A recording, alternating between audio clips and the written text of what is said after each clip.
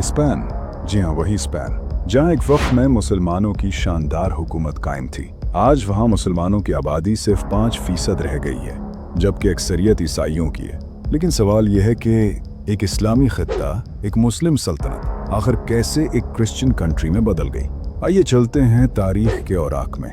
7वीं सदी के आखिर में जब खिलाफत बनु उमैया अपनी ताकत और उरूज पर थी, तो मुसलमान निहायत तेजी से फतूहात हासिल कर रहे थे। शुमाली अफ्रीका, मशरिक़ वस्ता और वस्ता एशिया के बेशतर इलाके मुसलमानों के ज़ेरे असर आ चुके थे। ऐसे ही दिनों में मुसलमानों की नज़र एक ऐसे खित्ते पर पड़ी जिसे आज हम स्पेन के नाम से जानते हैं। इस वक्त स्पेन पर विज़िगोथ बादशाहत की हुकूमत थी। ये बादशाहत 5वीं सदी से इस इलाके पर काबिज थी, लेकिन अब हालात बदल चुके थे। बादशाह विटीज़ा की वफ़ात के बाद तख्त के लिए खाना जंगी शुरू हो गई। इख्तदार की लड़ाई ने रियासत को कमज़ोर कर दिया और यही मुसलमानों के लिए एक सुनहरी मौका था। इसी दौरान शुमाली अफ्रीका में बनु उमैया के गवर्नर मूसा बिन नसीर मौजूद थे। उन्होंने स्पेन फतह करने के लिए 7000 मुजाहिदीन का लश्कर तैयार किया। इस लश्कर की क़यादत एक दलेर और निडर जर्नैल के हाथों में दी गई और वो जर्नैल था तारिक बिन ज़ियाद। तारिक अपने साथियों के साथ कश्तियों पर सवार होकर बहरे रूम उबूर करते हुए स्पेन के साहिल पर उतरे। लेकिन जैसे ही वो उतरे, खबर मिली कि स्पेन का बादशाह रॉड्रिक 20 से 40 हजार के लश्कर के साथ मुसलमानों का मुकाबला करने आ पहुंचा है। इधर मुसलमान सिर्फ 7000 थे। इतना बड़ा लश्कर देखकर सिपाहियों के दिलों में खौफ बैठ गया। तारिक ने यह कैफियत फौरन भांप ली। एक तरफ दुश्मन का समंदर नुमा लश्कर था और दूसरी तरफ पीछे हकीटी समंदर।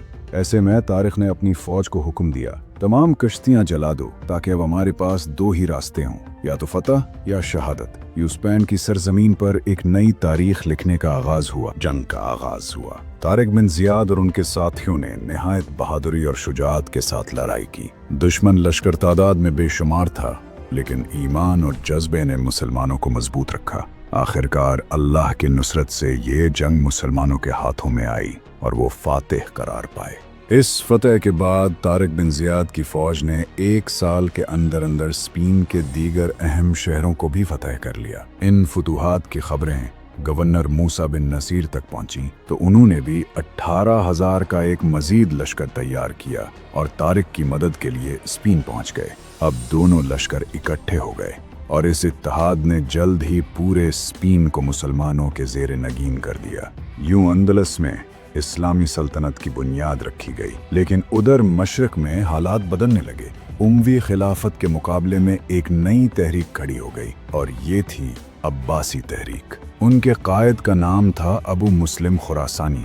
वो खुरासान के इलाके में खुफिया तौर पर काम करने लगे। उनका मकसद बनु उमैया की हुकूमत का खात्मा करना और इस्लाम को एक नई रूह के साथ जिंदा करना था। अब्बासी हजरत अब्बास अलैहिस्सलाम की नस्ल से ताल्लुक़ रखते थे और इस रिश्ते के सबब वो नबी करीम सल्लल्लाहु अलैहि वसल्लम के ख़ानदान से जुड़े हुए थे। इसी निस्बत की वजह से उन्हें अवाम में एक ख़ास मकाम और एहतराम हासिल था। अबू मुस्लिम ने अपने पैगाम को फैलाने के लिए इस दौर के बड़े उलमा और खुतबा को इस्तेमाल किया। आहिस्ता आहिस्ता शिया मुसलमान भी उनके साथ शामिल हो गए और खुफिया तौर पर एक बड़ी फौज तैयार होने लगी। जब उमवी खलीफा मरवान को इस तहरीक की खबर मिली तो उसने भी अपनी फौज तैयार करना शुरू कर दी।